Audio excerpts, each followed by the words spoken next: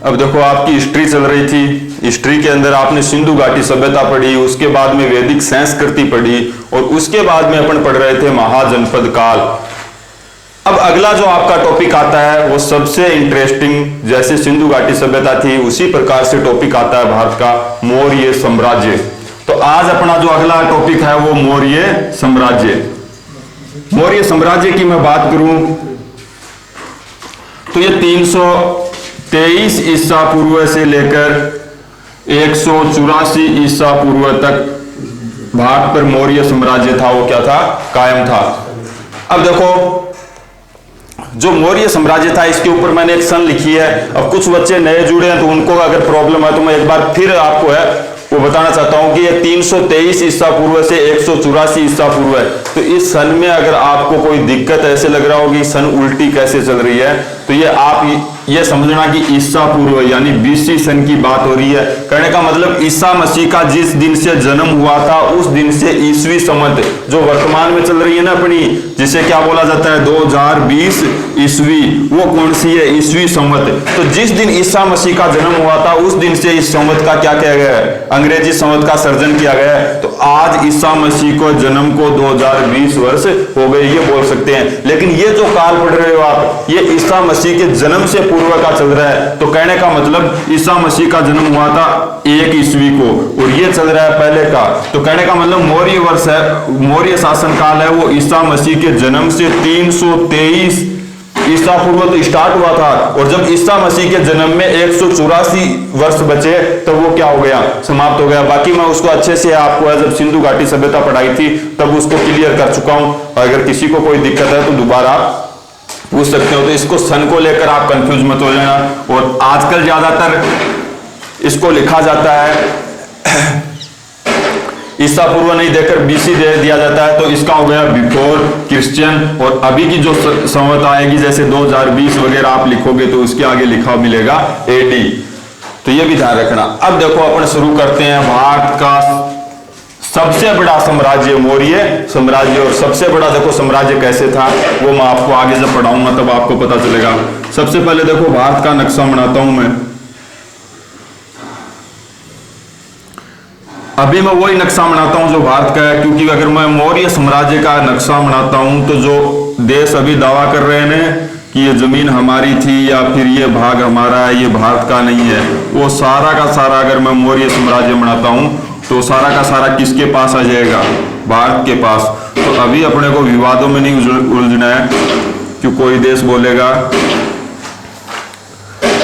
कि नक्शे में हमारा हिस्सा ले गए।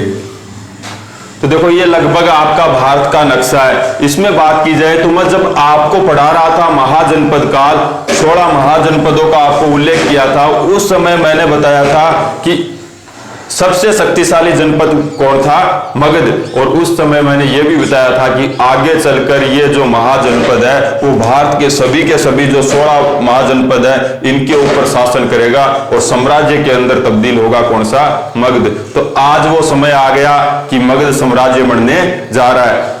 तो अब देखो मौर्य साम्राज्य पढ़ने से पहले अपन देखते हैं यहाँ पे था आपका मगध। और मगध की राजधानी जब नंदवंश आपको बताया था उस समय मगध की राजधानी थी पाटलिपुत्र।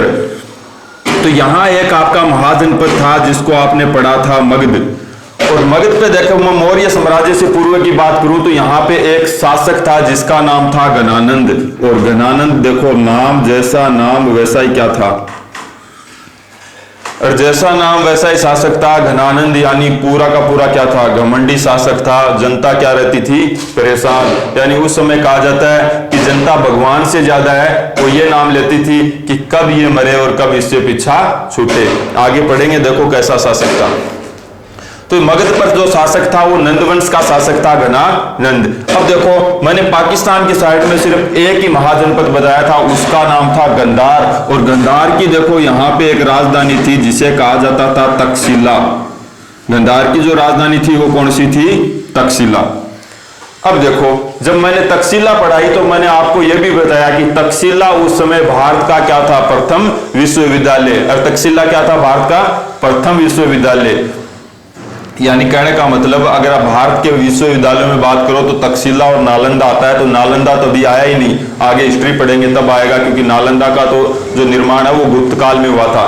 ये तक्षशिला है वो महाजनपद काल में ही बना हुआ था।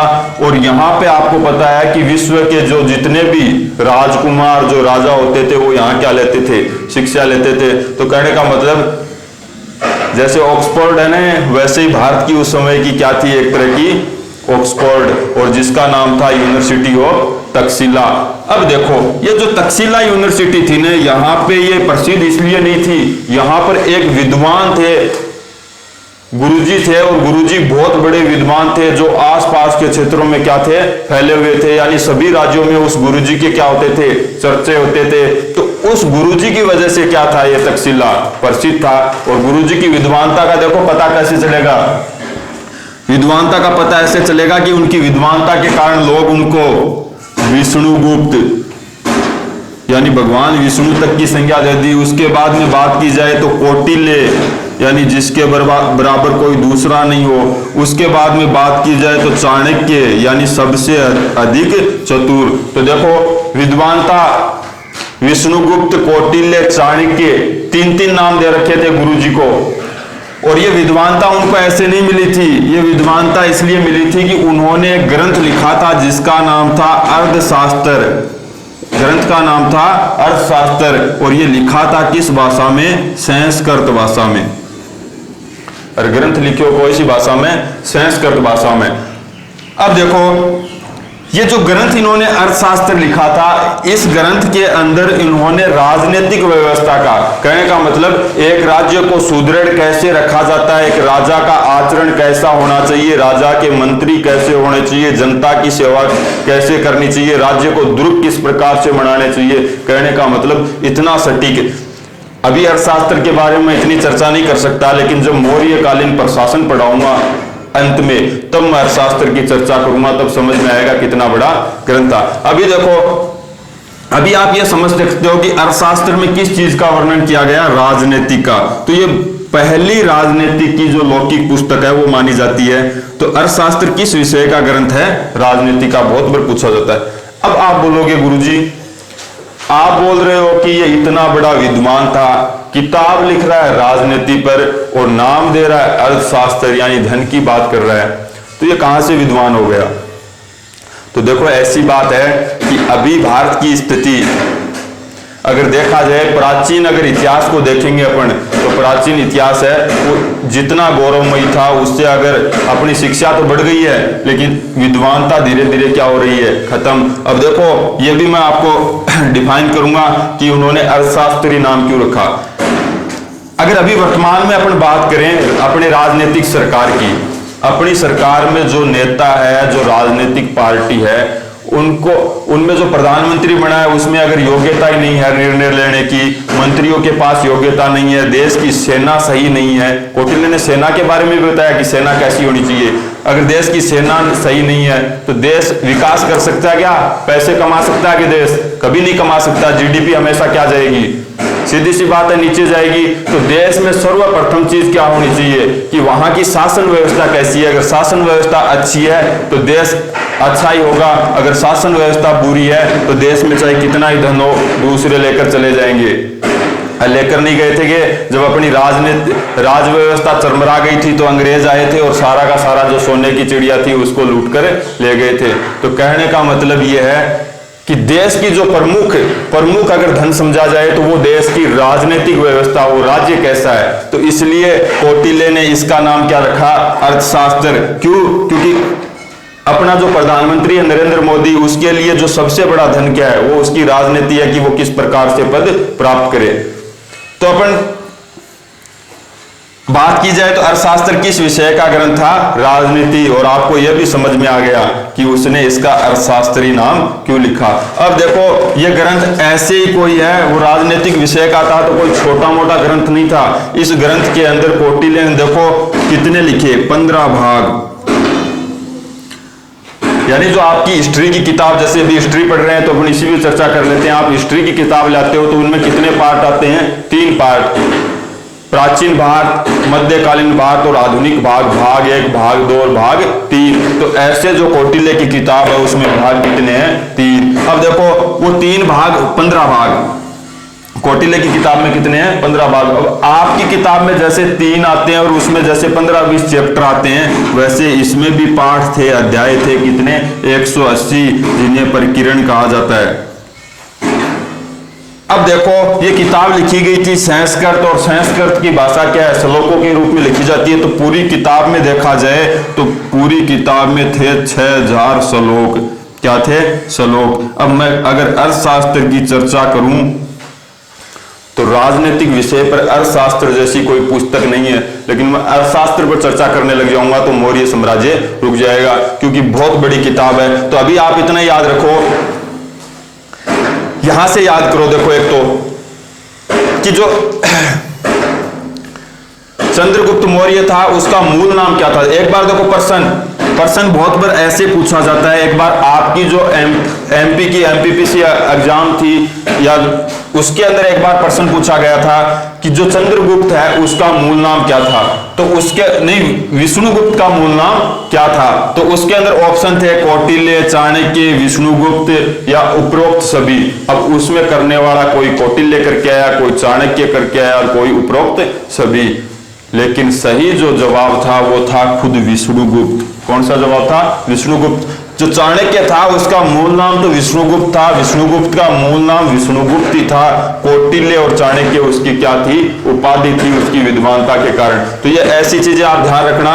मैंने लिखा है मूल नाम विष्णुगुप्त था और अन्य नाम क्या थे उसके? कौटिल्य और चाणक्य। कौटिल्य द्वारा लिखी गई पुस्तक कौन सी है? अर्थशास्त्र। अर्थशास्त्र किस विषय पर लिखी गई है? राजनीतिक विषय पर। और प्रश्न पूछ लिया जाए कि अर्थशास्त्र किस भाषा में लिखी गई है, तो संस्कृत भाषा में। अब देखो, अब कहानी पढ़ते हैं आगे, इंटरेस्टिंग। ये इतनी चीज आपको है वो ध्यान में नहीं रखनी है। अब हुआ क्या कि यहां तक शिला के ऊपर गुरुजी विद्वान थे ही, और अभी देखो बात हो रही है 323 ईसा पूर्व के लगभग। और आपको मैंने पढ़ाया था कि इस समय भारत पर आक्रमण कर रहा था कौन? सिकंदर महान। किसका आक्रमण हो रहा था? इससे पहले अगर बात की जाए, अभी तो नंदवंश चल रहा है, ये तो मौर्य साम्राज्य लिखा है, ये तो 323 से भी पहले की बात हो रही है। और उस समय भारत पर यूनानी आक्रमणकारी विश्व विजेता सिकंदर अपनी सेना लेकर कहां आक्रमण कर रहा था? भारत पे। तो देखो यहां तो विश्व के बच्चे पढ़ने आते थे, तो यहां टीचरों को पता चल गया, सब अध्यापकों को, कि आक्रमण करने वाला है कौन? सिकंदर। तो जो बाकी टीचर थे ना, केमिस्ट्री वाले, फिजिक्स वाले, आपके जो बोलते हो रीजनिंग वाले, तो उन्होंने सबने चिढ़ाया किसको? कौटिल्य को, कि महाराज अब की बार सिकंदर भारत में आक्रमण कर रहा है, सबसे शक्तिशाली जो शासक माना जाता है, और वो विश्व विजेता के लिए आ रहा है। तो अब की बार आपकी जो अर्थशास्त्र में लिखी गई है ना कि राजा कैसा होना चाहिए, भारत के लिए आपने जो अर्थशास्त्र लिखी है, दुर्ग कैसे होने चाहिए, तो अब की बार सब क्या है? अर्थशास्त्र आपकी क्या होने वाली है? फेल होने वाली है। तब कौटिल्य के समझ में आया कि वास्तव में अगर भारत की स्थिति देखी जाए तो स्थिति क्या है? खराब। क्यों? क्योंकि शासक तो बैठे हुए हैं कैसे? घनानंद जैसे। और इतना बड़ा अगर आक्रमणकारी आक्रमण करेगा तो घनानंद तो उसको झेल नहीं पाएगा, और अगर घनानंद हार गया तो अपमान किसका होगा? कौटिल्य का। क्यों? क्योंकि यहाँ के जो राजकुमार थे, जो राजा बनते थे, उनको शिक्षा ही कौन देता था? कौटिल्य। और अर्थशास्त्र में जो चीज वर्णित थी वो उस समय यहाँ पर क्या थी नहीं। देश में देश बटा हुआ था छोटे छोटे राज्यों में, शासक कैसे थे? घनानंद। तो देखो, तो गुरुजी बड़े चिंतित हो गए। कारण एक तो अर्थशास्त्र की योग्यता को लेकर, और दूसरा देश प्रेमी भी थे। उनको पता चला कि अगर वो आक्रमण करेगा तो भारत क्या हो जाएगा? नष्ट हो जाएगा, यहाँ पे यूनानी संस्कृति पनपने लग जाएगी। तो कौटिल्य ने अपनी झोड़ा झंडा, पहले वही होते थे, तो जो जोड़ी झंडी थी वो उठाई और बोला कि मैं 1 महीने का क्या ले रहा हूं? 1 महीने का अवकाश। और गुरुजी यहां से चले और सीधे बीच में कहीं रुकना ही नहीं था, क्योंकि सबसे शक्तिशाली किसको माना जाता था? मगध को। तो सीधे गए मगध, और मगध जाकर जो गेट पे खड़े थे द्वारपालक, उनको कहा कि अंदर जाकर महाराज को बोलो कि तक्षशिला से गुरुजी आए हैं। तो द्वारपाल बोले कि महाराज आपको कुछ समय के लिए यहीं रुकना पड़ेगा। तो कौटिल्य बोले क्यों? बोले क्यों ऐसे है कि अंदर चल रहा है डांस प्रोग्राम, यानी दरबार को मना रखा था घनानंद ने बार। आज जो बार चलते हैं ना, वो बार मना रखा था किसने? घनानंद ने। तो कौटिल्य वो कुछ समय के लिए रुक गया, अंदर चल रहे थे ठुमके शराब। अब जो ठुमके और शराब चले उनका कोई टाइम थोड़ी होता है, वो कब खत्म हो।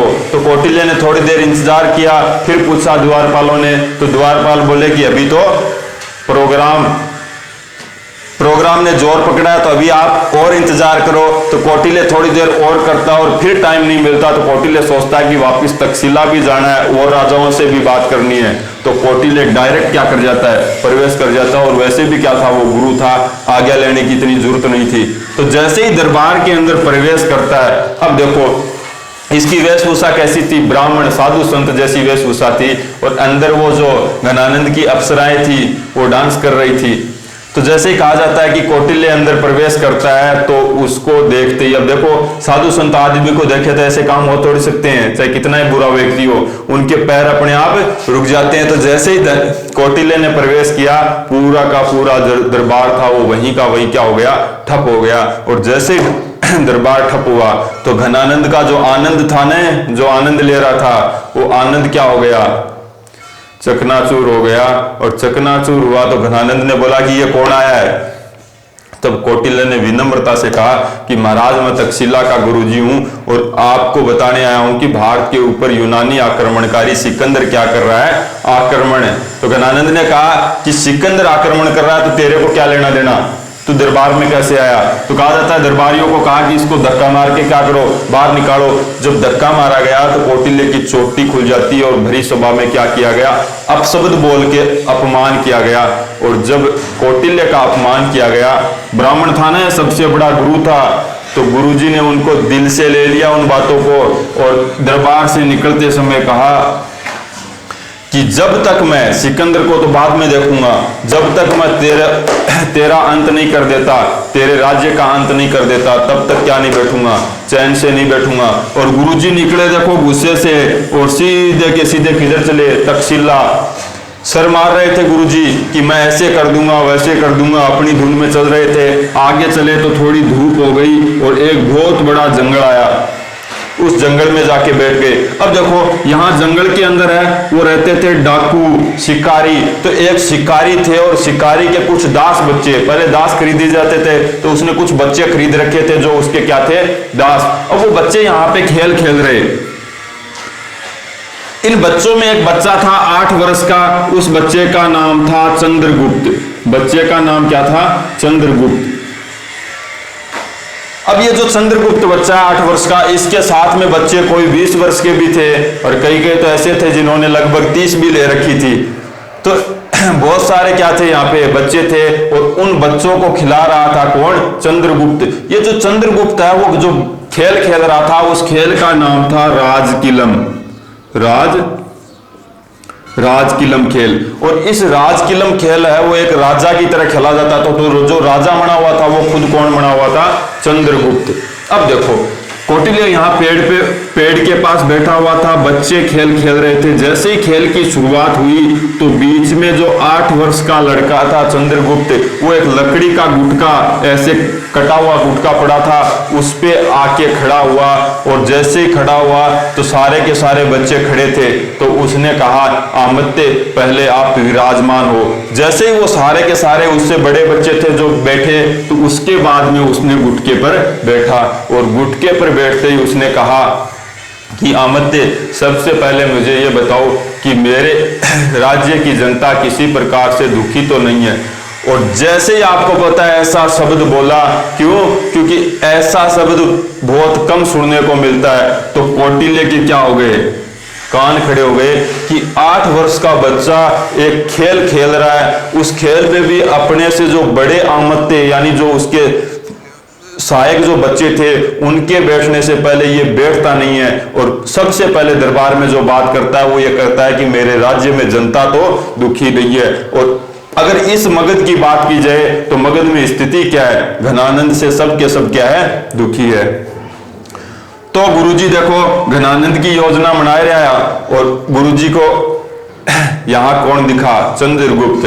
तो गुरुजी गए उन बच्चों के पास, जाकर बोले बच्चों, क्यों? उनके बेड़ियां डली हुई थी, तो कौटिल्य को पता चल गया कि ये दास बच्चे हैं, तो जाकर पूछा कि तुम्हारा मालिक कौन है? तो मालिक इधर बैठा था पेड़ की छांव में सिर पकड़े हुए। क्यों? क्योंकि ये बच्चों का काम था कोई लूटपाट करवाना, इनसे वो जंगल में शिकार खिलाना,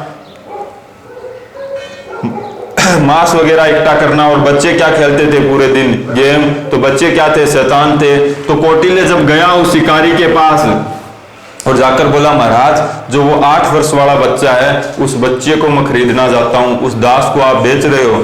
तो शिकारी बोला कि वो बच्चा ही तो मैन जड़ है, उस बच्चे की वजह से तो ये सारा का सारा प्रोग्राम क्या है मेरा ठप पड़ा है, उस बच्चे को दे दूंगा आपको फ्री में, आप कर रहे हो पैसे की बात। तो कौटिल्य ने तुरंत, कहा जाता है कि उसके पास में 1000 अर्पण, गिने ही नहीं, जो पूरी की पूरी 1000 अर्पण है, जो ट्यूशन फीस आई थी ने तक्षशिला में, वो सारी की सारी पास में थी, और निकाली किसको दे दी? शिकारी को। और यहां से चंद्रगुप्त को लिया और लेकर चल दिया कहां?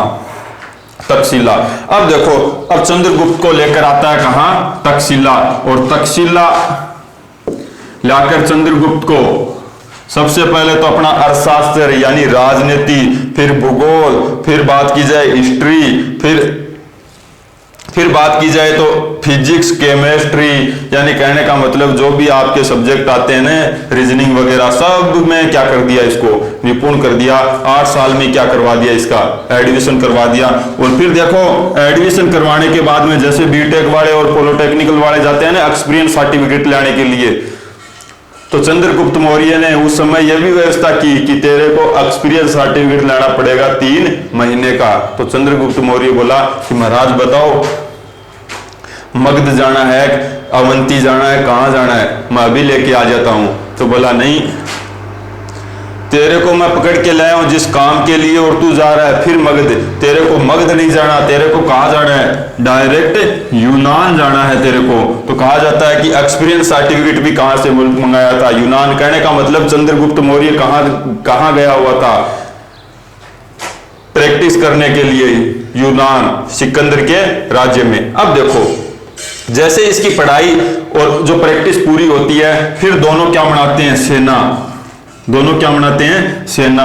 यहाँ की आसपास की जो सेना है वो सेना लेते हैं, और सेना लेके दोनों चलते हैं कहाँ? मगध की तरफ, और जाकर सीधा क्या कर देते हैं? मगध पर आक्रमण। लेकिन मगध की सेना इन दोनों को क्या करती है? घेरती है।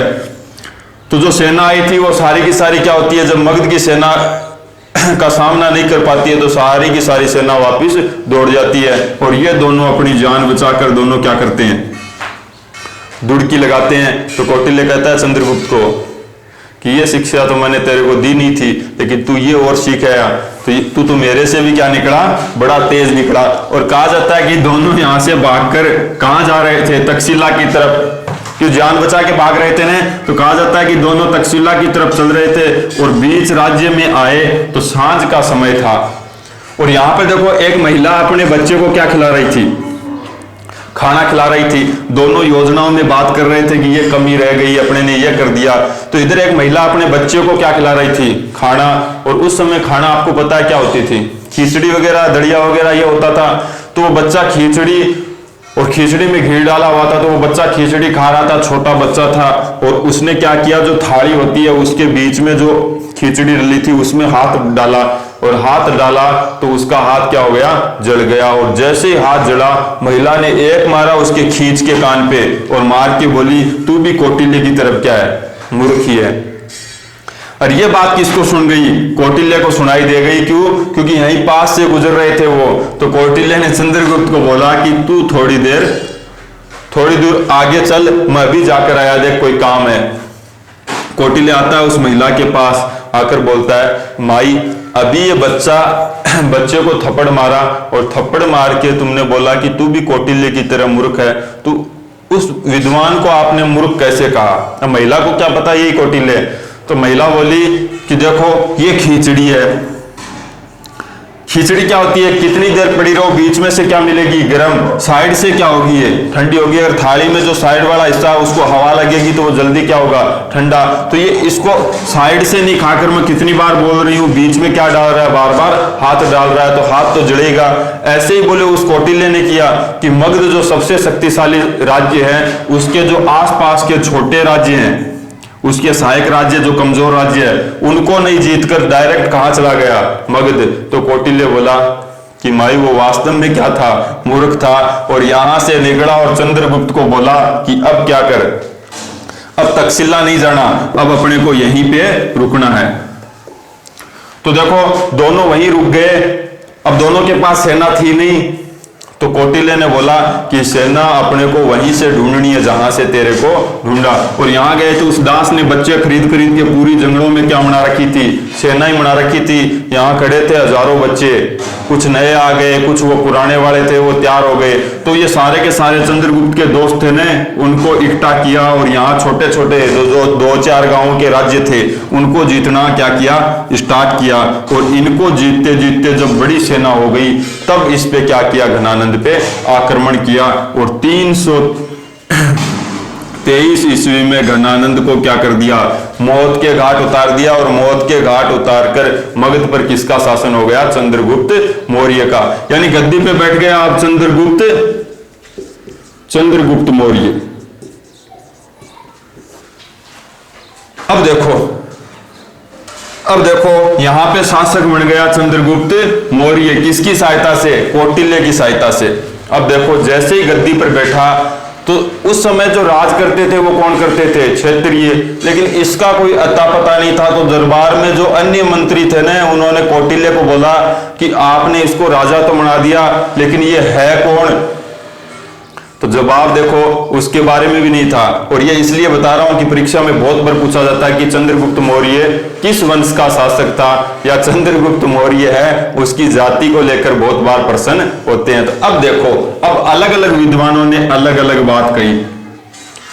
ब्राह्मण ग्रंथों ने कहा, ब्राह्मण थे ना जितने भी, उन ब्राह्मण ग्रंथों ने कहा कि यह शूद्र था। कहने का मतलब कोई राजा का पुत्र थोड़ी था, जंगलों से लेकर आए थे। तो ब्राह्मण ग्रंथों ने कहा शूद्र है। और वैसे भी ब्राह्मण ग्रंथों ने पहले भविष्यवाणी कर दी थी कि नंदवंश के बाद में आगे कोई भारत पे शासन करेगा तो वो शूद्र वंश का करेगा। किस वंश का, यानी निम्न कुल का है वो व्यक्ति क्या करेगा, शासन। तो उन पुराणों के आधार पर ब्राह्मण ग्रंथ करते हैं कौन सा, शूद्र। अब देखो मुद्रा राक्षस है, एक ग्रंथ है मुद्रा राक्षस।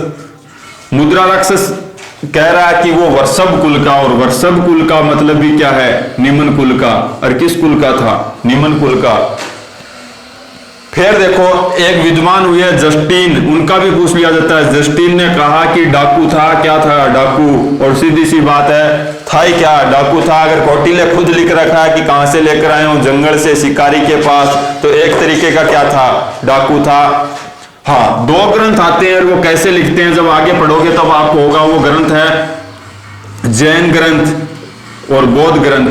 जो जैन ग्रंथ है, वो बौद्ध ग्रंथ है, वो लिखते हैं कि ये अक्षत्रिय कुल का ही था। और बताते हैं कि मोरा का पुत्र था, उनको बंदी बना लिया गया, और चंद्रगुप्त को है वो दास के रूप में बेच दिया गया था। बाकी वो क्या था, क्षत्रिय। ये कारण कुछ विद्वान ऐसे बताते हैं कि जो मौर्य वंश था उन्होंने धर्म कौन से अपनाए थे, जैन धर्म और बौद्ध धर्म। क्यों, क्योंकि अब आगे पढ़ोगे चंद्रगुप्त ने जैन धर्म, और अशोक का आपने पढ़ा है कि वो किस धर्म का अनुयायी था, बौद्ध धर्म का।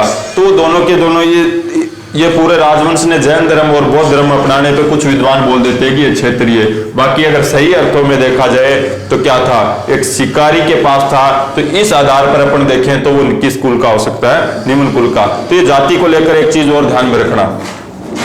अब देखो जाति को लेकर विवाद हुआ। कुछ ने कहा कि ये ब्राह्मण है, कुछ ने कहा निम्न कुल का, कुछ ने कहा डाकू का है। तो कौटिल्य ने कहा कि कुछ हो, इसने धनानंद को क्या किया है, परास्त किया। और धनानंद से क्या है, श्रेष्ठ शासक है। इसका राज देखो आप, यही क्या होगा, राजा।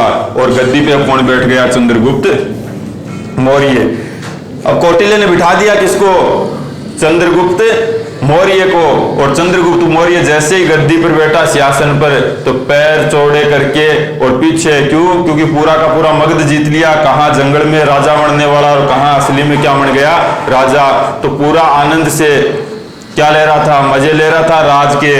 तो कौटिल्य ने बोला कि ये बीच में तो क्या था, ये तो ट्रेलर था तेरे को बिठाने वाला, जो फिल्म है वो क्या है अभी बाकी है। ये तो बीच में इस घनानंद की वजह से क्या आया था, बीच में एक ट्रेलर देना पड़ा था, बाकी फिल्म तो क्या है अब चलेगी इधर।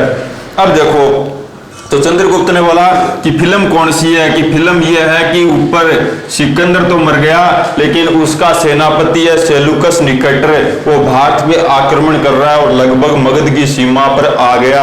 यानी कहने का मतलब अफगानिस्तान, बलूचिस्तान जो पाकिस्तान आता है ना, उस क्षेत्र में क्या कर चुका वो प्रवेश, और इन प्रदेशों को जीत लिए। तो देखो, चंद्रगुप्त ने बोला कि आप चिंता मत करो, जितने भी जो दोस्त थे ने, अब इसकी सेना ही अपनी किसकी बना रखी थी, डाकुओं की, तो इन सब को क्या किया इकट्ठा, और इन जंगलों में जितने भी हाथी, अब वो डाकू पूरे दिन क्या करते थे, बैठे बैठे हाथियों पर घूमते थे, तो सभी हाथियों को क्या कर रखा था, ट्रेंड। तो कहा जाता है सब हाथियों को तोड़ा, यहां से रवानगी दी, और मगध की सीमा के बाहर जहां सेलुकस कर रहा था ना आक्रमण, यानी मगध से भी बाहर चला गया, बलूचिस्तान काबुल का जो क्षेत्र था वहीं चला गया और जाकर सेलुकस के सामने खड़ा हो गया। अब इधर हाथियों से भरी सेना और इधर घुड़सवारों से भरी हुई, ये तो विश्व विजेता होने के लिए आ रहा था, तो इसके पास तो घुड़सवार बहुत काफी लंबी चौड़ी सेना थी। तो दोनों का कहा जाता है कि आमना सामना होता है, और जब दोनों का आमना सामना होता है तो आपको पता है ये जो पागल हाथी सेना थी ने, और पागल ही क्या थी इसकी, वैसे सेना सबके सब डाकू थे, मरने मारने से नहीं डरते थे, तो इन्होंने ऐसे घेरा इन घुड़सेना को, कुछ घोड़े तो हाथी देखे हुए नहीं थे, वो ऐसे ही डर डर के भाग गए। तो कहा जाता है कि घमासान युद्ध हुआ कब, 305 ईसा पूर्व, और 305 ईसा पूर्व में जो सेलुकस था ने, सेलुकस, उसको चंद्रगुप्त मौर्य ने क्या कर दिया, पराजित कर दिया। और पराजित करने के बाद आपको पता है कोई न कोई क्या होती है, संधि। अब देखो, जब चंद्रगुप्त मौर्य यहां पे युद्ध लड़ रहा था, तो कहा जाता है कि सेलुकस की एक पुत्री थी जिसका नाम था हेलेना, हेलेना, जिसे कार्लेनिया भी कह दिया जाता है, कार्लिया दूसरा नाम उसका लिया जाता है। तो ये जो हेलेना थी ये सेलुकस के साथ आई हुई थी, और जब चंद्रगुप्त युद्ध लड़ रहा था तो वो भी उसको देख रही थी, और देख रही थी तो आपको पता है शिकारी था तो युद्ध का तरीका भी जानता था। जब इसको युद्ध करते हुए देखा तो हेलेना थी वो हिल गई, और हिल गई तो उसने क्या कहा, सेलुकस को कहा कि मेरे को इससे क्या करनी है, शादी करनी है।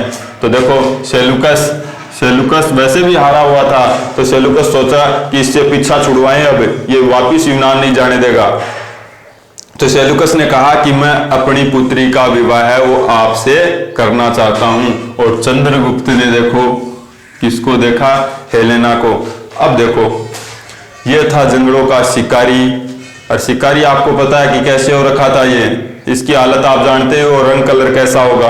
और इधर ये अंग्रेजड़ी थी पूरी, कहां से आई थी, यूनान से। तो इसको देखते ही चंद्रगुप्त ने क्या कर दी, हाँ भर दी, और बोला कि मैं शादी के लिए क्या हूं, तैयार।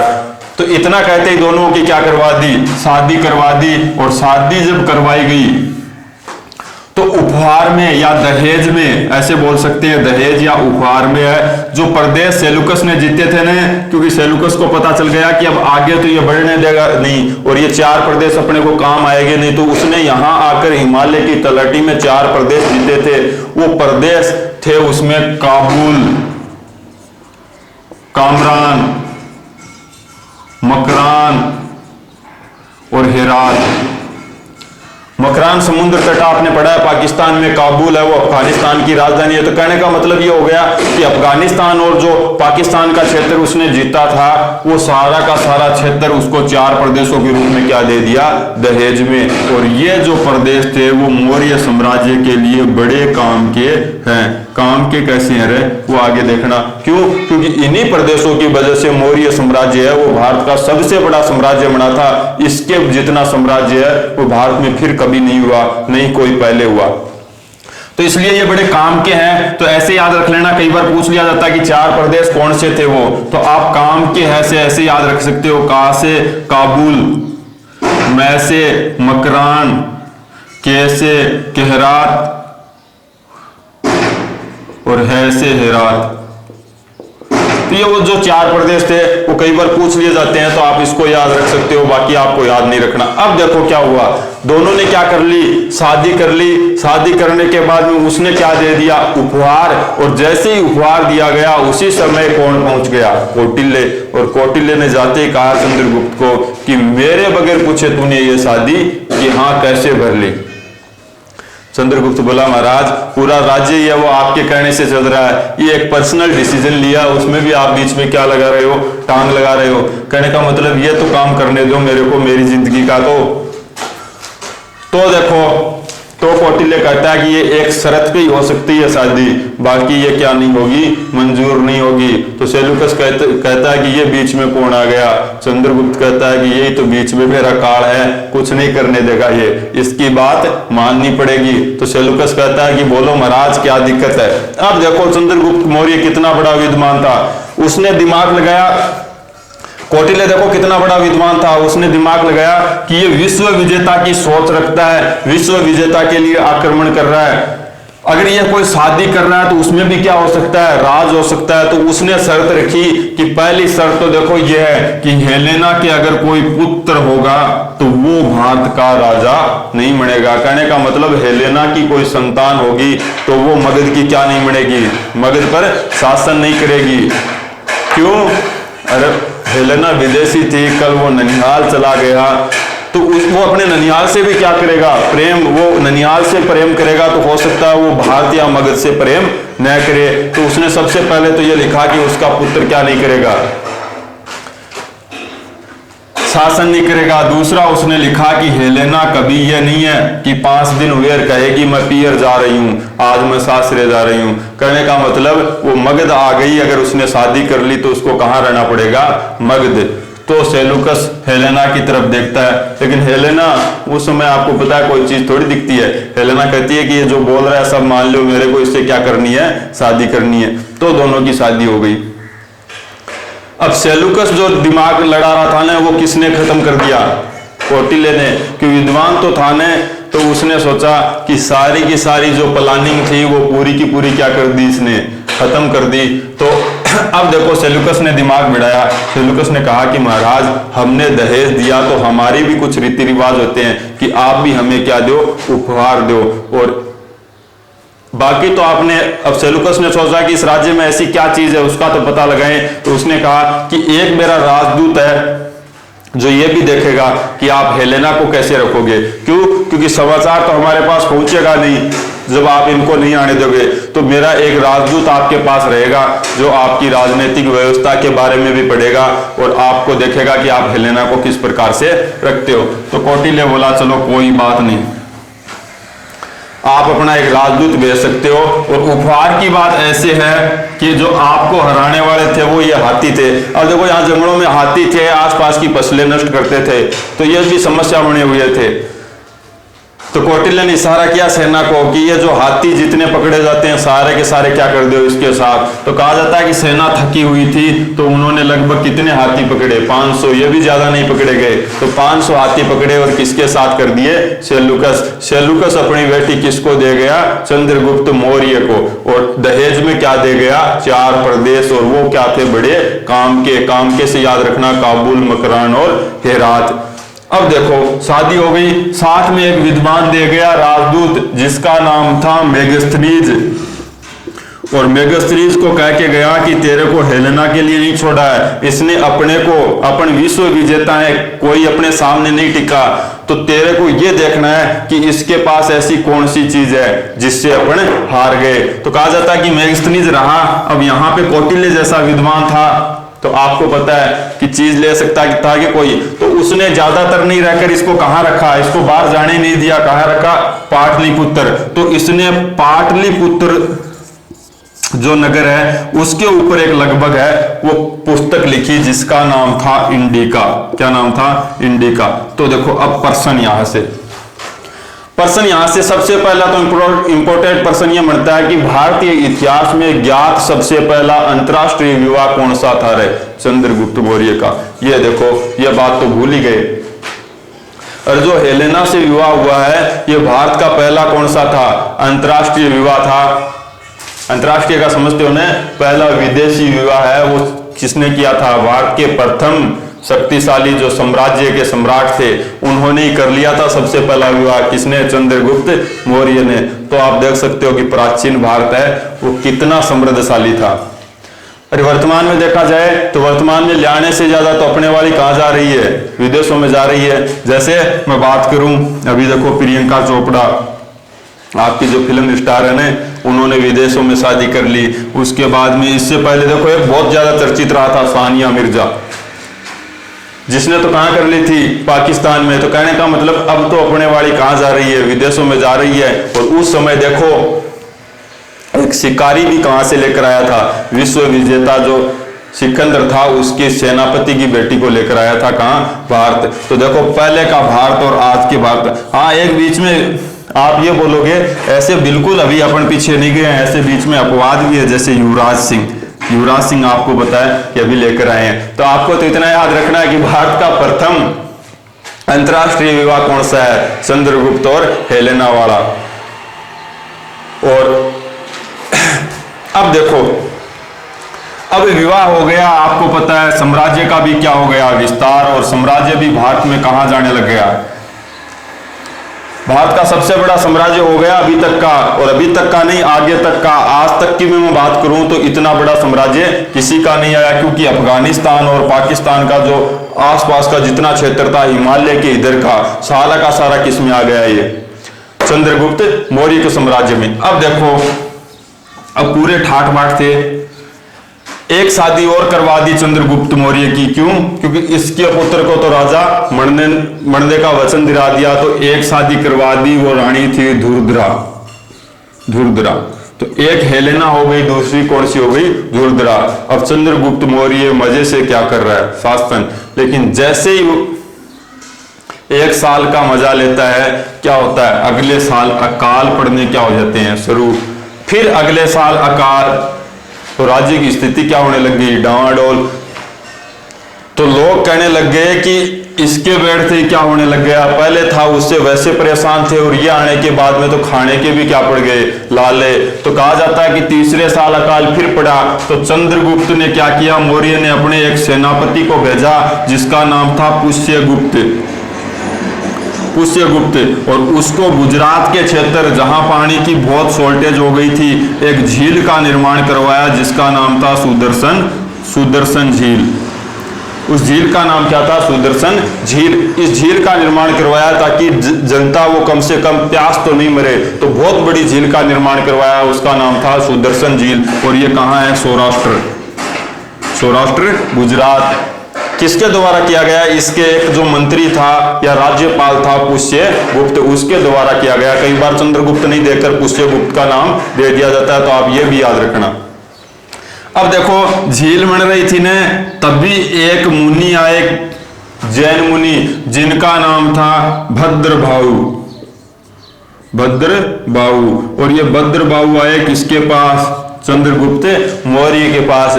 बोले महाराज ये जो झील है इससे काम नहीं चलने वाला है। तो चंद्रगुप्त मौर्य बोला क्यों? छोटी रह गई? बोलो छोटी नहीं है, आपकी सोच छोटी है। जो अकाल पड़ने वाला है वो कितने वर्ष पड़ेगा? 12 वर्ष। तो चंद्रगुप्त मौर्य के पैर क्या हो गए? कांपने लग गए। तो बोले महाराज आपको क्या पता? बोले नहीं पता तो आप देख लो। एक साल देखा तो फिर क्या पड़ा? अकाल। अगले साल फिर क्या हो गया? अकाल। जो राज्य के थे ना प्रमुख ऋषि संत ब्राह्मण, उन्होंने कहा कि अगले वर्ष है वो पक्की वर्षा होगी, लेकिन फिर क्या पड़ गया? अकाल। तो चंद्रगुप्त मौर्य को लगा कि ये ऋषि मुनि है, इसको क्या है, सबसे बड़ा यही है। तो कहा जाता है इसके पास आता है और इसको बोलता है कि कुछ उपाय बताओ। बोले उपाय यही है कि आप भगवान की भक्ति में लग जाओ। तो कहा जाता है कि भद्रबाहु से उन्होंने क्या ली? जैन धर्म की दीक्षा। और भद्रबाहु से जैन धर्म की दीक्षा लेकर राजपाट को छोड़ दिया और कहां चला गया? दक्षिण। कहां गया? दक्षिण। और दक्षिण में जाकर श्रवण बेलगोला नामक स्थान जो आज भी है, इस स्थान पर जाकर है वो क्या किया? उपासना पर बैठ गया। और उपासना में सलेखना विधि, जैन धर्म की एक विधि है सलेखना। इस सलेखना विधि द्वारा अपने शरीर का क्या कर दिया? अंत। सलेखना का मतलब है उपवास। ये जो सलेखना प्रथा है, इसको लेकर आज से 4-5 साल पहले जेएनयू ने आंदोलन भी किया था। क्यों? क्योंकि सुप्रीम कोर्ट ने कहा कि सलेखना के द्वारा क्या उपवास रखा जाता है, अन्न नहीं खाया जाता और व्यक्ति अपने प्राण त्याग दिया जाता है। तो ऐसी अपने संविधान में ऐसी प्रथाओं को क्या माना जाता है, और ऐसी जो प्रथाएं होती है उनको क्या माना जाता है, आत्महत्या। तो इस पर रोक लगाई, लेकिन जैन धर्म ने कहा कि ये तो हमारी प्रमुख क्या है, प्रथा है भगवान से मिलने की। तो इसको लेकर आंदोलन चर्चा में रही हुई है। तो पूछ सकते हैं किस विधि द्वारा प्राण त्यागे थे, सलेखना विधि, और यहाँ पे इसकी क्या हो जाती है, मृत्यु 298 ईस्वी तक। और यहाँ पे चंद्रगुप्त ने रहते हुए एक मूर्ति का निर्माण करवाया था जिसे कहा जाता है बाहुबली की मूर्ति। और ये बाहुबली की मूर्ति है वो जैन धर्म के प्रसिद्ध संत जो हुए हैं, तीर्थकर हुए हैं, जिनका नाम है महावीर स्वामी।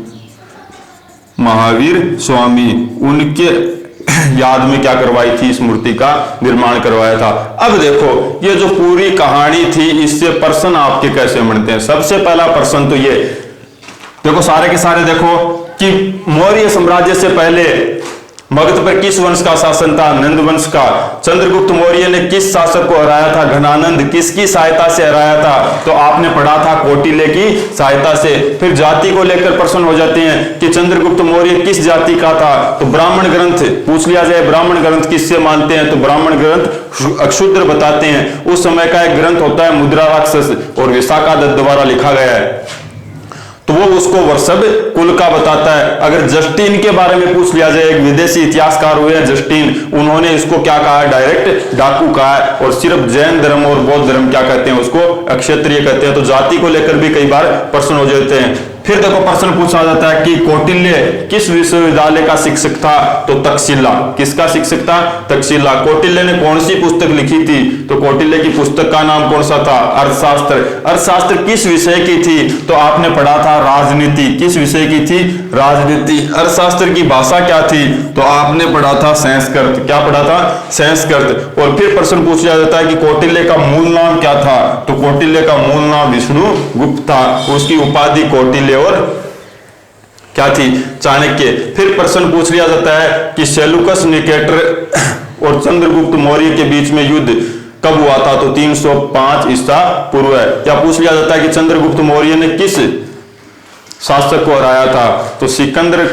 अगर सेल्यूकस निकेटर नहीं हो तो सिकंदर, क्योंकि सेना तो सिकंदर की थी ना, तो उस महान विश्व विजेता को भी भारत ने हराया था। और किसने हराया था, चंद्रगुप्त मौर्य। और अगर सेल्यूकस निकेटर हो तो आपको पता है कि डायरेक्ट युद्ध किसके साथ हुआ था, सेल्यूकस निकेटर। सेल्यूकस निकेटर की पुत्री हेलेना का विवाह पूछ लिया जाए किसके साथ हुआ था, तो चंद्रगुप्त मौर्य के साथ। और भारतीय इतिहास में ज्ञात प्रथम अंतरराष्ट्रीय विवाह कौन सा था, तो प्रथम अंतरराष्ट्रीय विवाह आपको पता है हेलेना और चंद्रगुप्त मौर्य वाला जो विवाह है वो सबसे प्रथम अंतरराष्ट्रीय या विदेशी विवाह माना जाता है। और चंद्रगुप्त मौर्य की दूसरी पत्नी का नाम क्या था, दुर्धरा, जिससे आगे बिंदुसार का जन्म होगा, वो भी पढ़ेंगे अपन। फिर देखो प्रश्न कार्यकाल से पूछ लिया जाए तो नहीं पूछेगा, अगर पूछ भी लिया जाए तो चंद्रगुप्त मौर्य का कार्यकाल। मौर्य वंश तो देखो 323 ईसा पूर्व से 184 ईसा पूर्व पूरा चला था, लेकिन अकेला चंद्रगुप्त मौर्य का पूछा जाए तो 323 ईसा पूर्व से लेकर 298 ईसा पूर्व है।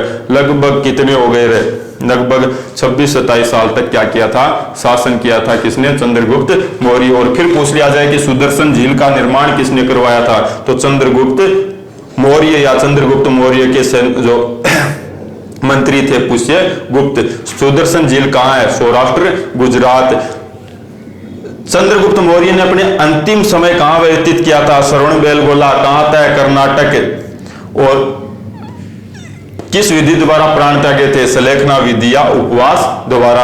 और यहां उन्होंने किस मूर्ति का निर्माण किया था, या कई बार यह पूछ लिया जाता है कि बाहुबली की मूर्ति का निर्माण किसने करवाया था, तो आपने पढ़ा चंद्रगुप्त मौर्य। और चंद्रगुप्त मौर्य को जैन धर्म की दीक्षा किसने दी थी, भद्रबाहु। और चंद्रगुप्त मौर्य ने अपना अंतिम समय में किस धर्म की दीक्षा ली थी, जैन धर्म की। तो ये इस कहानी के माध्यम से आपको याद रखना है। चंद्रगुप्त मौर्य आपका कंप्लीट हो गया। अगला शासक है बिंदुसार, जिसकी सिर्फ एक उपाधि है कि वो एक अच्छे पिता की संतान तथा अच्छे पुत्र का पिता था। यानी उसके बारे में एक विद्वान ने कहा है कि बिंदुसार अच्छे पिता का पुत्र तथा अच्छे पुत्र का क्या था, पिता। बस इतनी उपाधि है। तो आगे अपन पढ़ेंगे कल बिंदुसार।